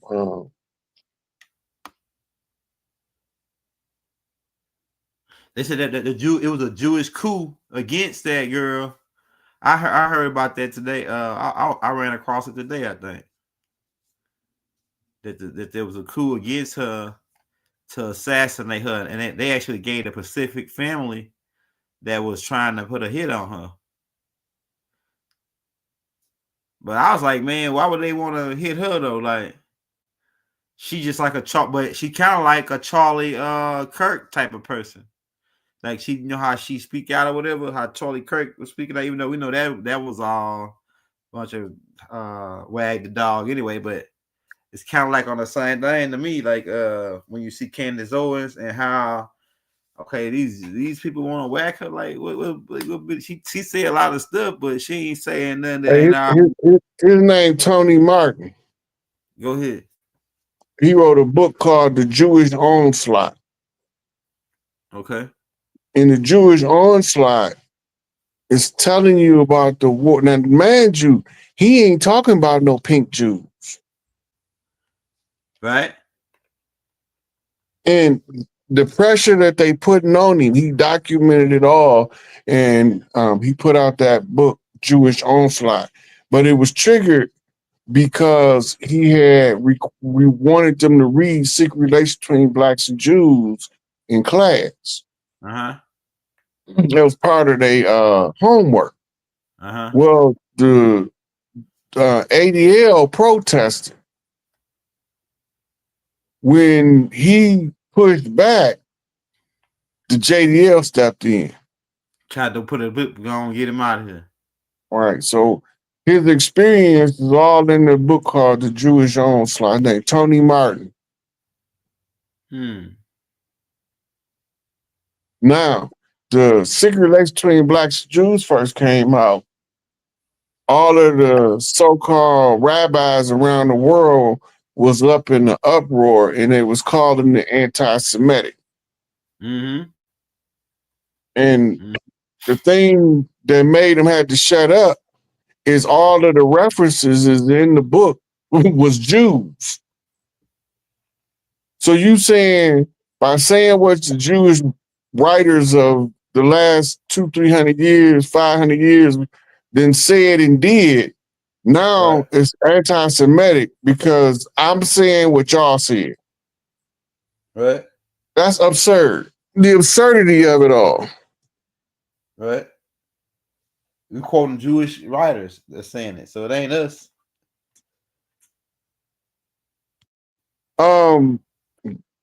Jasmine Crockett, she's just like she's just to take the heat. She's just there to take the heat. Just all of these people that's in place right now is a part of a theatrical performance of political satire used to occupy the masses while the awakening takes place in the background. The ones who stuck on the mainstream media networks and only get their information from there, them is just the regular old Joes, NPCs. They might not never wake up. But some of them need a certain amount of us to wake up in order for them to wake up. Mm-hmm. Somebody said, can Chief speak on them telling military not to respond to illegal orders from Trump? Illegal orders? Listen, Trump is the commander-in-chief of the armed forces of the United States of America. He is not the governmental seat. He's the military leader. Those senators and congressmen only can govern, meaning they can only examine bills and pass them into law or not. They don't got no say in what the military do. And the president only need to consult them as if he's planning on declaring open warfare on a foreign nation. He don't need their permission to prevent insurrections. He don't need their permission to stop a coup. Mm-hmm. And anybody that's the reason why the Democrats appear to be doing that foolishness is because they're trying to trigger the fallout of all of the ones that's gone so that the disclosure can take place. Right? Because what they doing is seditious activity. If you know what sedition is, that's exactly what they doing. Because if the president is fighting a coup attempt to take the government and to control the people in the government by a foreign agency or entity acting as domestic agencies, and they trying to interfere with that, that make them guilty of sedition, which is undermining the operation of the government and the president from securing the government from foreign influence and foreign agents securing the government in the coup attempt. Barack Obama was a foreigner. Right. His birth certificate was a forgery. He wasn't raised in America. Brazil from the Akhenaten breeding program ran by the Third Reich. Welcome to the Fifth Reich. Because he was the fourth. But the thing being is, it didn't work the way that they thought that it would work because they tried to secure power from a person who had already had their reign. At the close of the age, if you already had your turn, you're not eligible to get another bite at the apple unless you win it by conquest. You heard anything so, about that, Rod? Oh, go ahead. I thought you was finished. Go ahead. Go ahead. Somebody said that you. I wonder if y'all heard anything about the Indian brother who was being charged with killing a sheriff deputy in a state. He's American Indian. I ain't never heard. My first time hearing. I haven't heard about it. I'm gonna go look into it. Let me write it down. I go check on that when we get off. Look, they raided a reservation. The FBI did back in '75 because the reservation Indians were starting to organize based on the so-called Black Power movement. Yeah. So they was setting up similar and allied organizations on the reservations. So they sent the FBI in there back in '75 to call the natives from forming their own governing themselves like militant style. Yeah.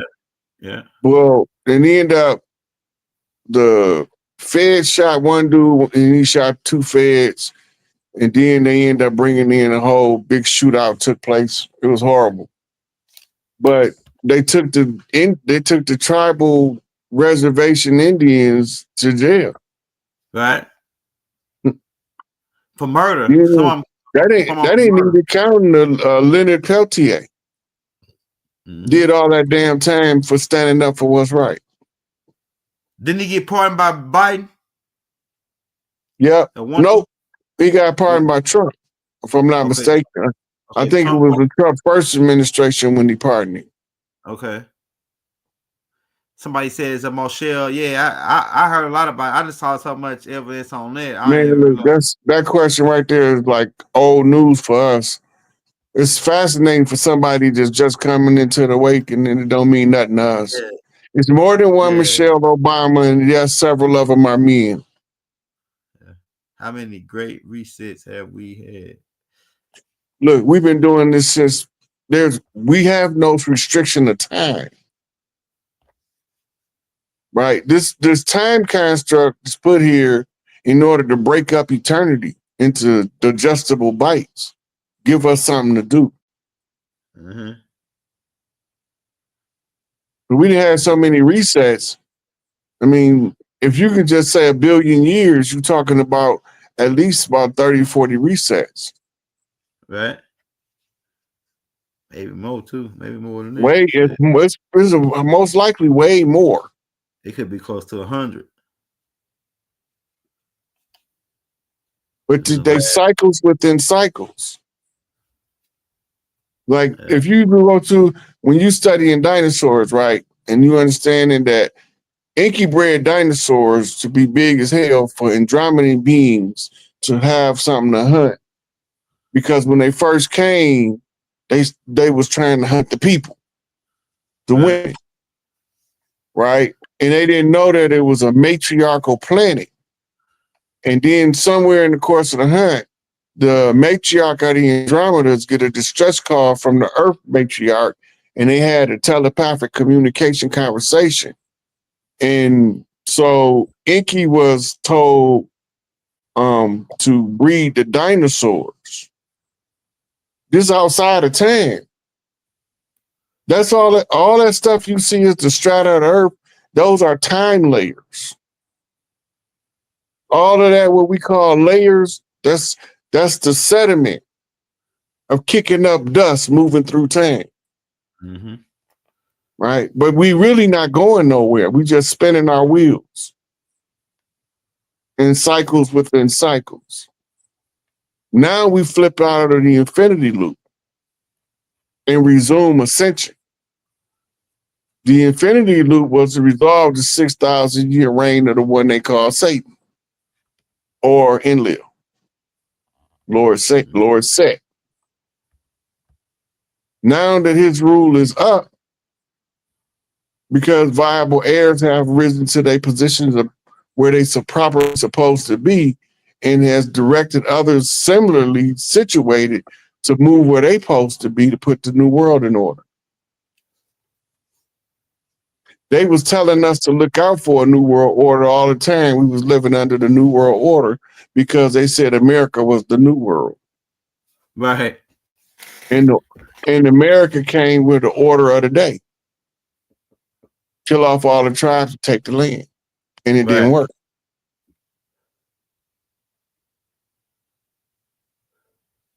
We'll take one more, man. Somebody says, when are we gonna talk about building our own tribes? The own tribes already, our tribes are already here. We just got we just doing a restructuring now. Look, when the resources come in, it's going to show you a whole family tree.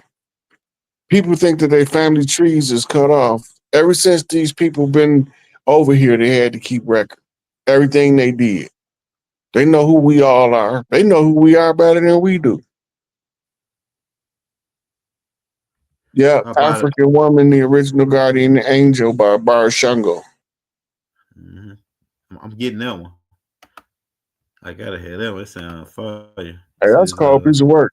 That was one of my favorite reads. Yeah, you ain't got the rest of it, all the rest of his work once you got that one. So I gotta get that one to check it out. Sound like a fiery brother. It says, American nations still be willing to recognize U.S. for trade. And look, they don't want to trade with the colonial settlers. They'd rather trade with the organic original people so that they could get the best deal possible between the two people. This is what you're seeing with Trump doing all the tariffs. He ain't adjusting the tariffs for the government. They got to give it all back. And we didn't have taxes on people. We had tariffs, taxes on import and export. Right? That was the transfer of power from import-export to taxation of the people, was because the 13th and 14th Amendment freed the private slave and then enslaved everybody together, including the former slave owners. Everybody that had to get a job was a slave. Right. You just didn't know you was. Everybody that called themselves a citizen is a slave. You got to pledge allegiance to something superior to you. You give up your sovereignty. If you pledge allegiance to a nation, you give up your sovereignty. Your sovereignty is in your family line. Right. That's why you used to remember, they used, like, for instance, when you hear Hatfield McCoy, you automatically know it's a family feud going down. Right. Right? Even though they eventually married into each other's families.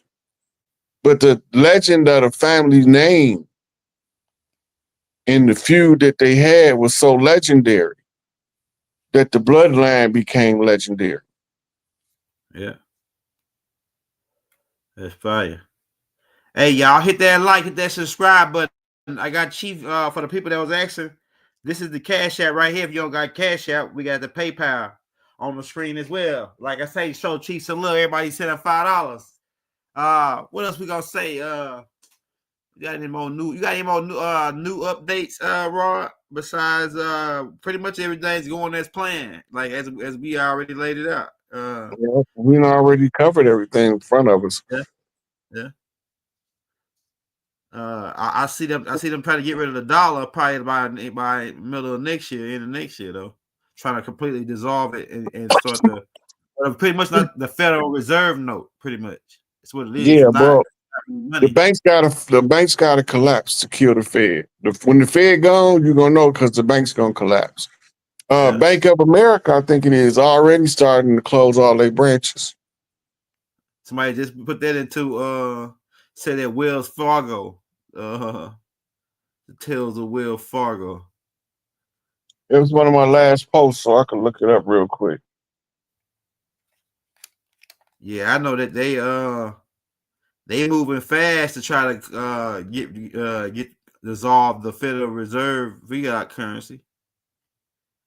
But it's like it's happening on a slow pace, but it's happening fast though.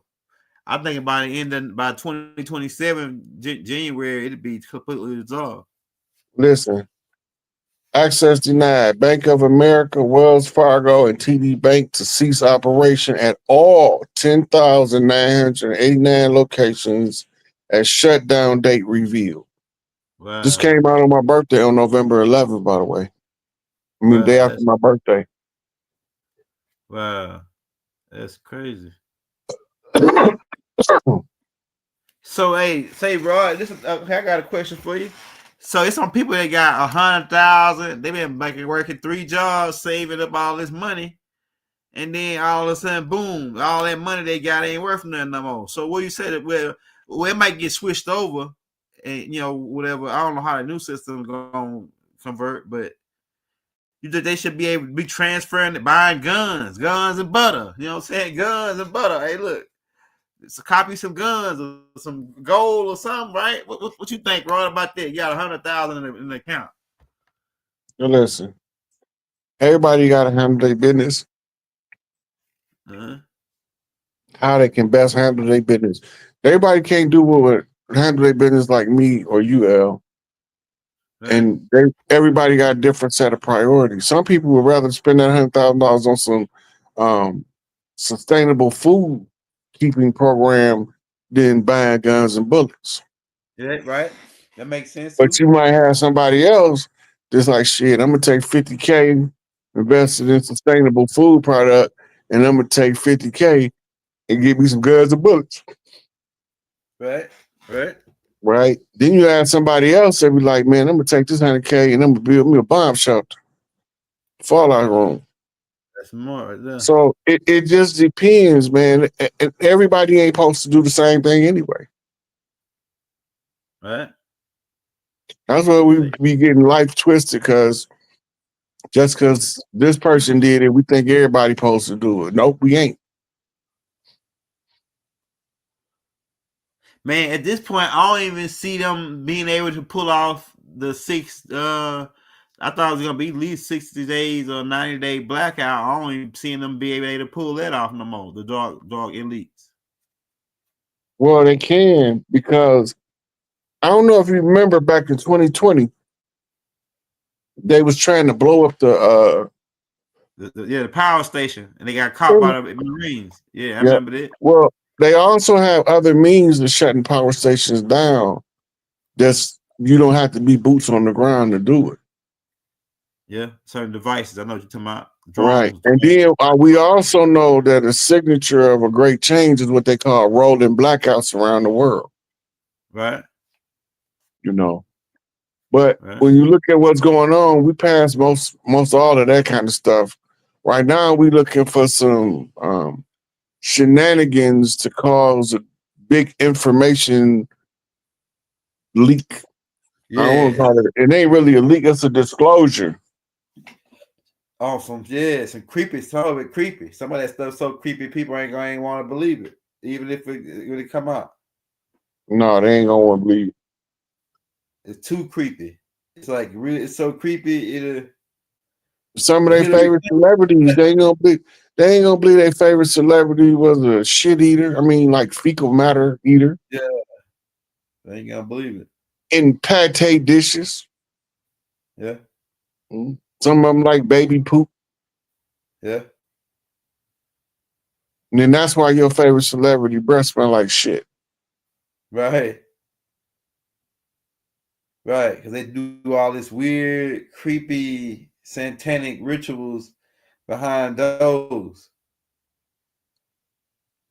I ain't heard nothing new from Allie Carter yet, but I'm gonna go look for it, but she usually pop up in my feed.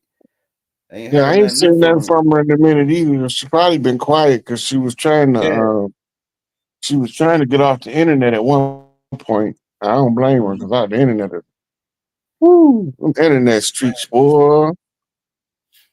They make Miss Gladys and them gossiping in the living room sound like church. I'm telling you. Hey, but we're in a new era. The age of information, everything is just. If you ain't up to speed, like I was telling somebody, like I was talking to this guy, and then all of a sudden he started arguing with me about, yeah, man, I'm telling you, Jesus is coming back, and I just said, yeah, man, and I say, yeah, I gotta go, man, I gotta go, cause like I ain't want to argue. I ain't got time to wrestle with nobody no more. You ain't up to speed by this time with what we know. You probably ain't gonna make it, man. You probably ain't gonna make it to where we at. You know what I'm saying? Man, I've been past that level a long time ago. Yeah. I ain't got time to be tongue wrestling with these Negroes. Half of them don't know what the hell they talk about. And then I be intellectually bullying them around like, man, you don't even know nothing. Yeah. I don't even want to talk anymore. Yeah. Not even by their own shit.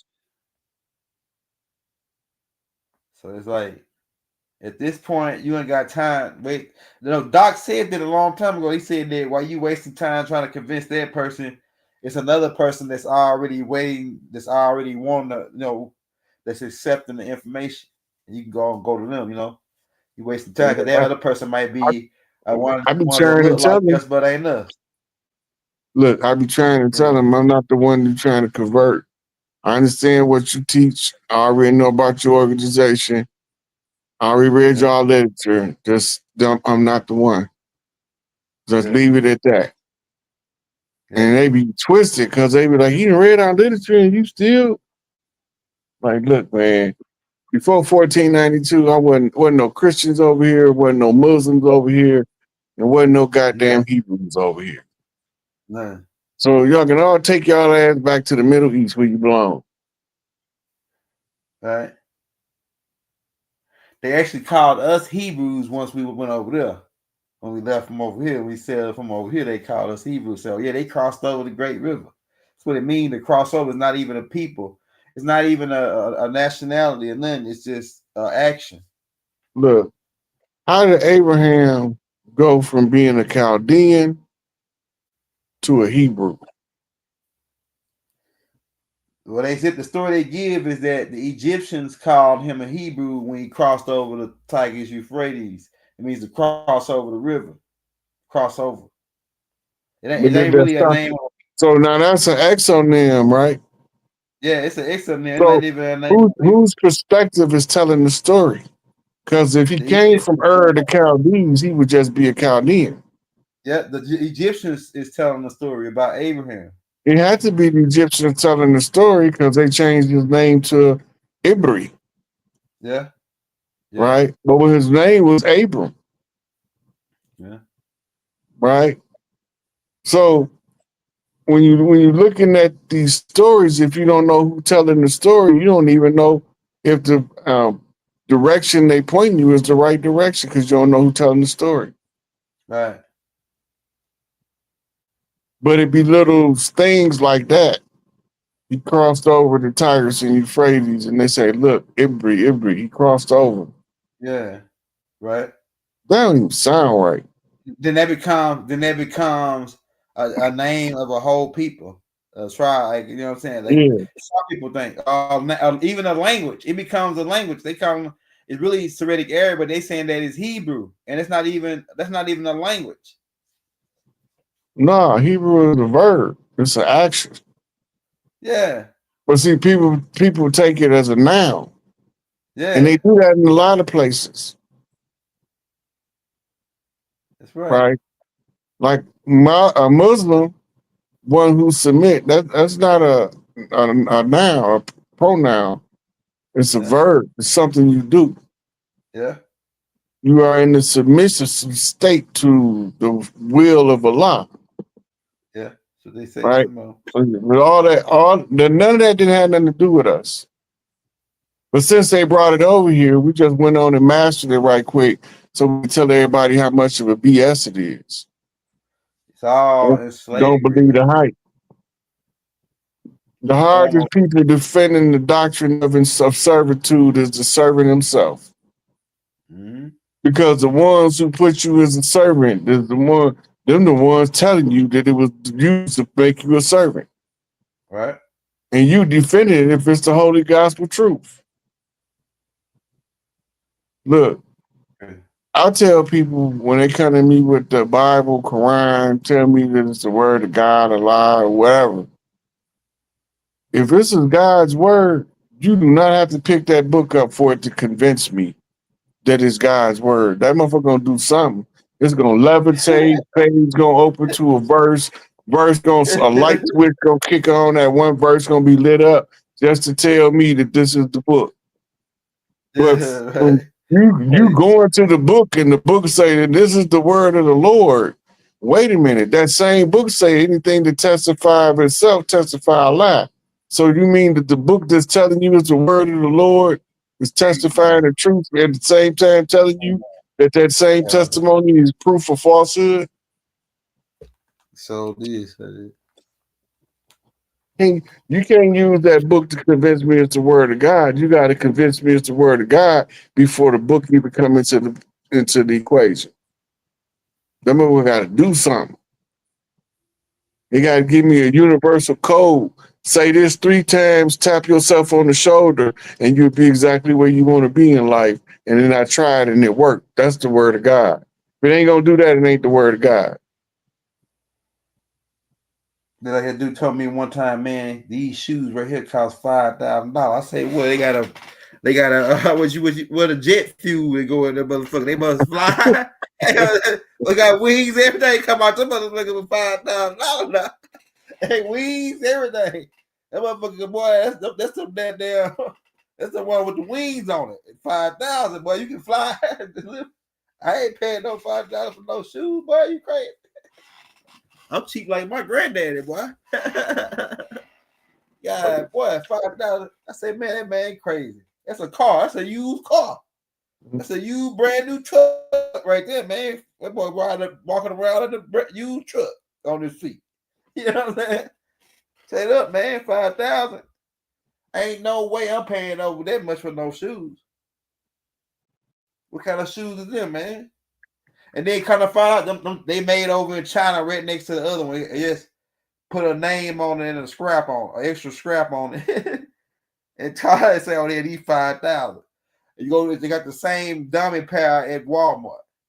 That's the type of shit how they get us, man, with these names. You know what I'm saying? Man, Yeah. shit. Ain't no way I'm paying $5 for no shoes. $2,000 for some britches. Man, that's what my granddaddy called them britches. We still about that word britches, right? Hey, listen. They call them pay, they pull up these britches.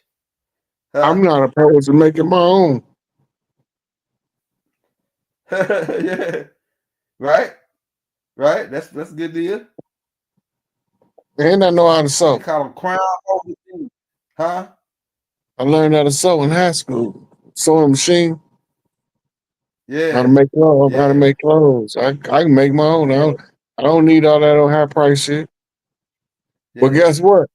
Now it costs damn near that much to make it because the fabric's so high. Yeah. It's cheaper to just go buy you some $40, $50 Levi's and keep it moving. Man, that's what I like. 501s. That's my favorite pair of jeans. 501 britches. They cheap, but they good britches though. They like in the middle. They ain't no crown holders like my brother wear. My brother wear crown holder $1,500, $2,000 jeans. Them jeans they'll cost too much money, man. I ain't gonna pay no $2,000 for no jeans. I don't see how you fix your brain to think of pay that much for a pair of jeans. You know what I'm saying? Even if I had $10 million, I still would pay $2,000 for some same jeans that don't feel better than Levi's when you put them on. Them motherfuckers better be bulletproof. 501 Levi's. Them jeans don't feel like no 501. They feel like some $5, huh? If they bulletproof, I buy them. Yeah, if it's 2,000 and they bulletproof, now you may be working with some. And the matching jacket to go with it. And the baseball cap. Yeah. Now, if it's bulletproof, that's different. But they just got all they is these crown holders. They look like, to me, they look like Levi's with just a couple extra, symbols on them. Little simple crown holder symbols on them. That's what they look like. But you can get the knockoffs from them boys in Atlanta and them boys down there. My brother down there at Big T's in Dallas. You got Big T's in Dallas. You got the Metro in Atlanta. You can go get this stuff. Them Africans be having that stuff falling off the back of the truck. Oh, you know how it goes. Some of them jeans falling. Let's go wrap it up.